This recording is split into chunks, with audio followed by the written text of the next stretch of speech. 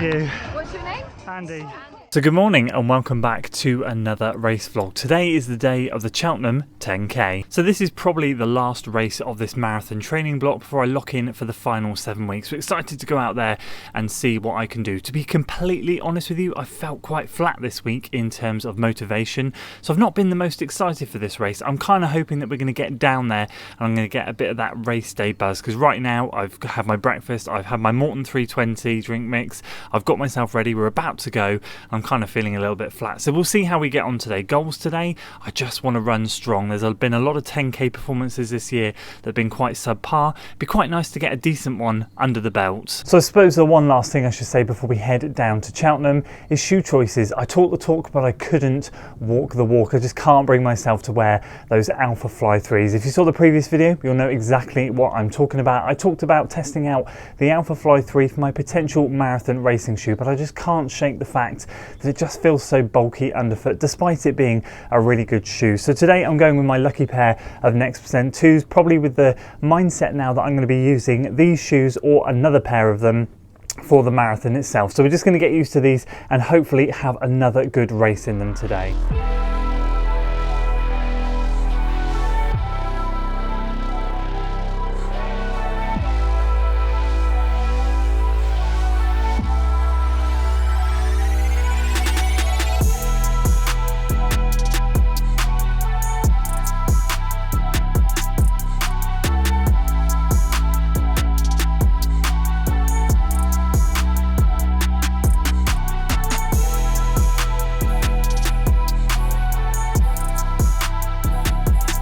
Right, so we made it, but it is nearly 9:10. So I've got just over 30 minutes until the race. I was meant to get here to watch the half marathon start, get a good time in for a warm up, all of that jazz. Not going to happen. So we're pretty much ready to go. Going to get the head cam out there now. We're going to walk up. Got my wife and my little one here today. So we're going to get up there. I'll get my warm up done. Take my caffeine gel now. Just get into this. It was meant to be hot, then it was meant to rain, and I was quite excited about that, and now it's blazing hot. So let's just give it a good go.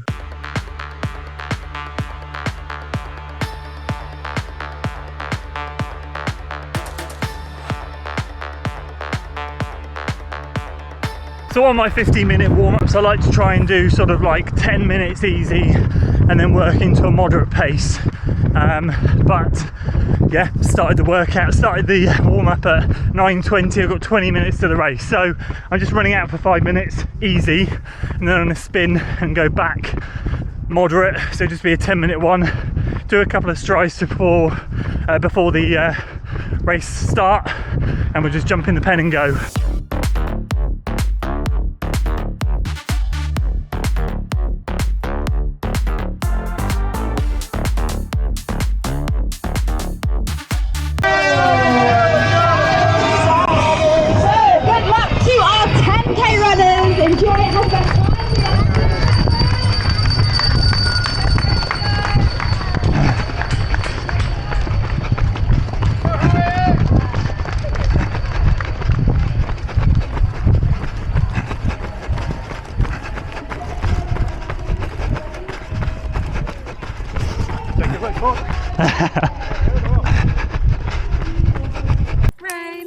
Rainer, yay! Say good luck. Good luck. Thank you.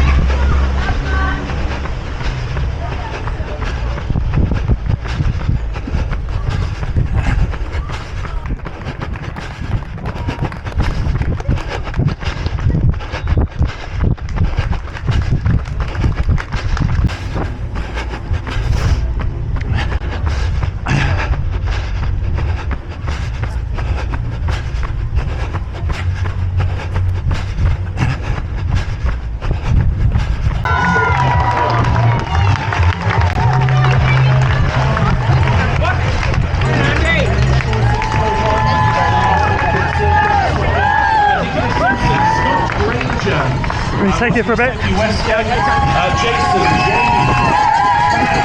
Tom, Thomas Burgess.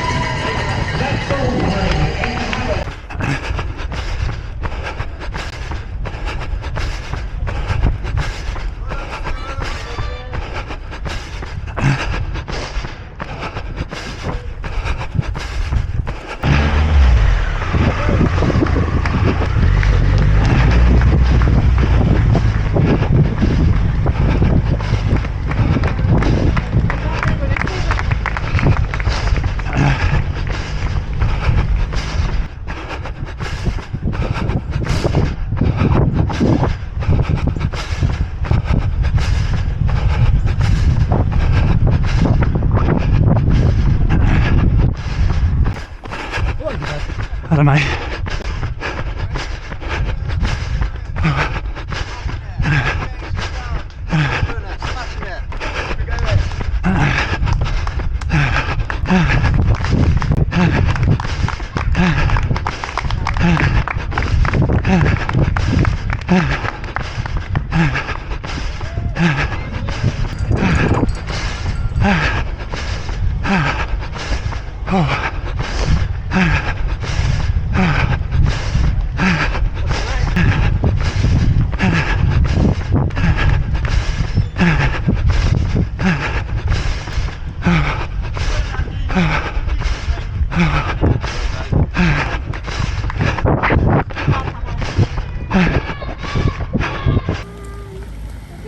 Here he is. Come on, Andy! Come on, Andy! Bloody mummy, you owe me a McDonald's. Daddy!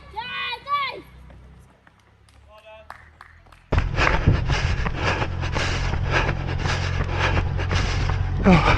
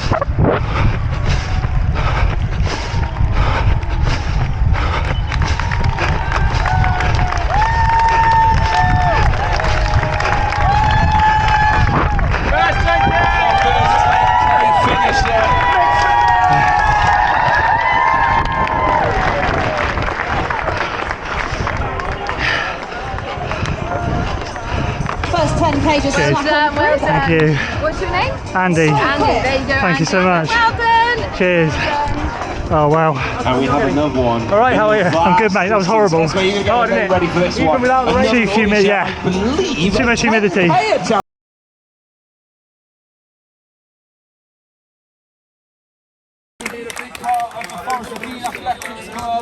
Well, he showed why right here today with a brilliant win in the 10K male selection. A massive congratulations to your winner of the 10. Right, there we go. We took the win. But even more impressive, this man, Rob. You may remember him from London Marathon. So I coached Rob. We're working towards Chicago. And today he absolutely obliterated his PB, running a 1:15. So his target, he ran 2:42 at London this year. He's going for around 2:40 or sub 2:40 at Chicago. That was a bloody good result. Absolutely incredible. So we've both had good days today. So there we go. I'll give you a full race debrief shortly. All I'll say is £150 worth of shoe vouchers. Happy days. And speaking of shoes, lucky shoes. They're doing it every single time. So absolutely buzzing with that, buzzing for Rob, buzzing for me. Didn't really come into this with too many expectations, didn't feel great this morning. So it's really, really nice and surprising to do that. I'll give you a full race debrief shortly. I'm going to eat some donuts and some crisps first. Right, so let's give you a very quick race debrief. It was an interesting one today. Honestly, I really wasn't feeling in the mood for it, but it ended up being a really good race. And actually, according to them, 33.31, which is a race PB for this year. Obviously 31 seconds off my PB, but in terms of 10Ks this year, they've been quite abysmal. So I went there and I got what I wanted to out of it, which was a decent 10K effort. We'll talk about the GPS shortly because my route came up quite short and other people's did as well. So we'll talk about that in a minute. But overall, quality event, really enjoyed it. Great to share the podium with those two boys. It was great to chat to them as well. Amazing job by Rob and everybody else out there. And we had a couple of athletes also PB in other races, the Big Half and the Cardiff 10K. So massive well done to them, buzzing for them. Let's go through the race, shall we? It was an interesting one. So we lined up. I found out about 3 days before, from Rob actually, that most of the sort of strong field do the half marathon. I wanted a 10K because I was fancying giving a 10K a go. And so obviously most of the fast runners went into that one. So in terms of the depth of field, they kind of filled up the half marathon. There wasn't quite the depth in the 10K, but there were still some fast runners in there. And it was great to see the runner in front of me. David, his name was, from Cirencester. He took it out and I just went with him. And I kind of thought to myself, today's the day. I knew it was hot. I knew it was humid. As I said in the beginning of the video, it was meant to be super hot this weekend. Then there were thunderstorms, which, as you saw on the way home, there was. But they came in later. So it was really warm and really, the humidity today was just nasty. I was just dripping from the warm-up. So I kind of knew that if I went out at PB pace or attempted anything crazy, it would be a disaster because I know that course is so fast for the first 4.5-ish miles.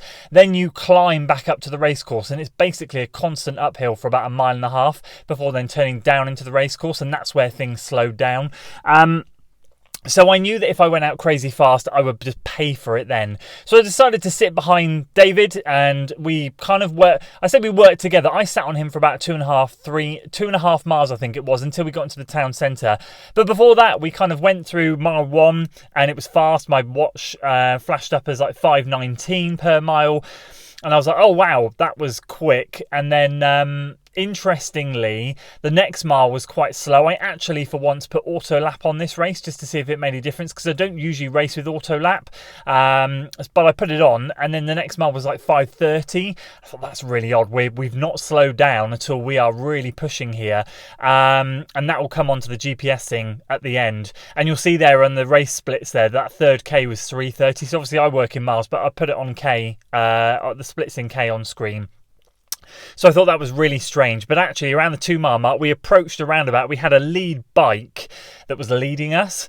And he went round the roundabout. It looked like that. Well, we followed the lead bike. We went round the roundabout. He then shouted to her. We were then shouted at by the crowd to go, no, it's this way. But we followed him round the roundabout. And it looked like he was trying to stop a car coming out onto the course. But of course, we were instructed to follow the lead bike. So we followed him round. So we went round the roundabout, had to do a spin on the spot, go back the other way and down there. So that lost us a few seconds.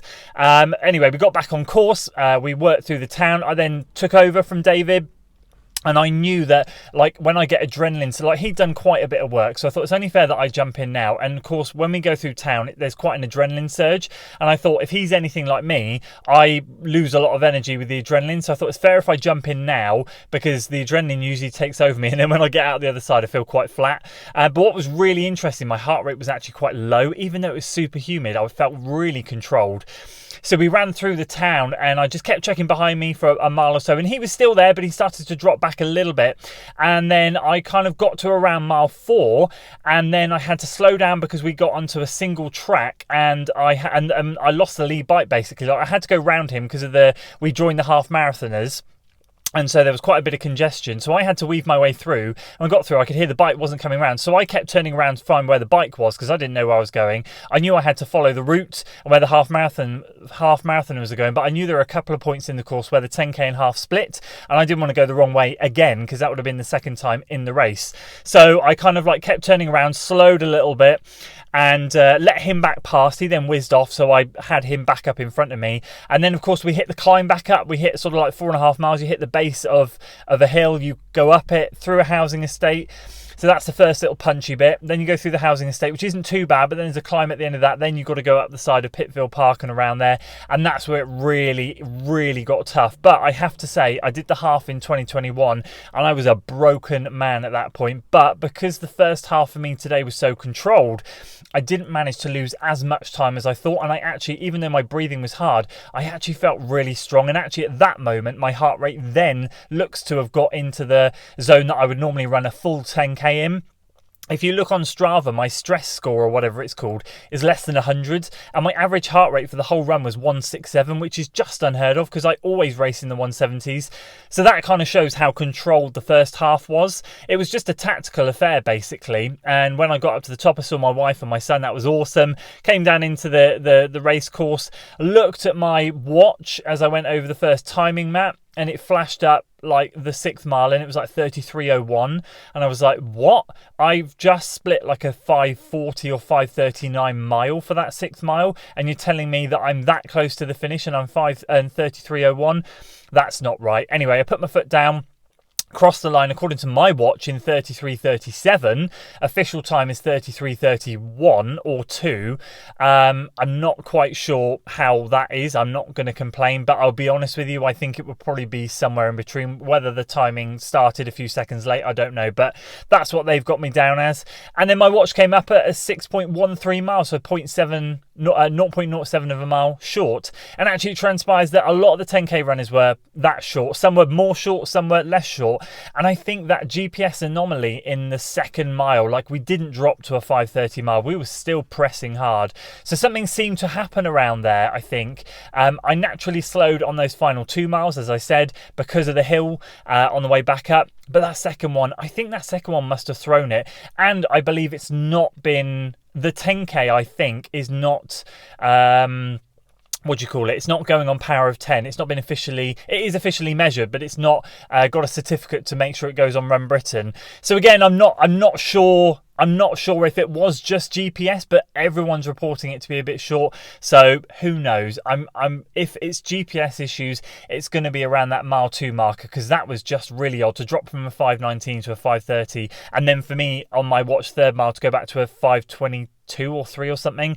That was, I would have said the 2nd mile was around a 5:20:21. So either way, it was a really good race. Couple of weird things in there, as I said, going around the roundabout, having to wait for the lead bike, but overall strong, felt really good, and it's exactly what I wanted. I decided when the gun went off, I went with the Cirencester chap, and I just thought, do you know what, let's make this a tactical race. I wasn't in them. I knew that if I went fast, I would absolutely blow on those hills. I thought, no, today's not the day. He seems to be running at a good pace. Let's work with him, and then if we get the opportunity to push on, let's do it. And that's what I did. So really happy with that.